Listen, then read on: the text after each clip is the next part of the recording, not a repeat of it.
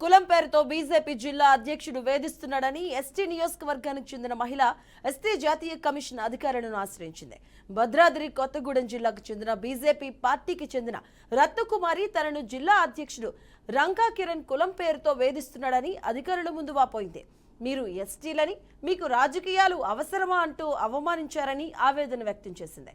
అంతేకాకుండా దమ్మపేట మండల బీజేపీ నేతలు చెన్నారావు, గుర్తిపోగుల శ్రీనివాసులు బెదిరిస్తున్నారని, తమకు వారి నుంచి ప్రాణహాని ఉందని వాపోయారు. ఇక వారిపై కొత్తగూడెం పోలీసులకు ఫిర్యాదు చేసినా కేసు నమోదు చేయలేదని ఎస్టీ జాతీయ కమిషన్ అధికారుల వద్ద గోడు వెళ్లబోసుకున్నారు.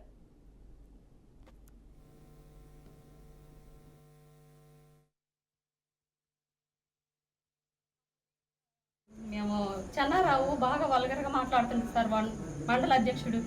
అయితే మేము అది రంగాకిరణ్ గారితో చెబితే రంగాకిరణ్ గారు రమ్మన్నారు సార్ ఆఫీస్కి రమ్మని. మీరు కోయోళ్ళు మీకు అవసరమా, ఈ ఓట్లు ఎలక్షన్లు అవసరమా, మీరు ఎందుకు తిరుగుతున్నారు, మహిళలకి ఎందుకు అని బాగా వల్గర్గా మాట్లాడి బాగా ఇబ్బంది పెట్టారు సార్. దాని మీద మేము కేసు పెడితే కేసు వాపస్ తీసుకోమని బెదిరిస్తున్నారు సార్. కొట్టుపల్లి శ్రీనివాసరావు అని ముసలయ్య అని ఆ వ్యక్తులతో బెదిరించి మాట్లాడిస్తున్నారు సార్.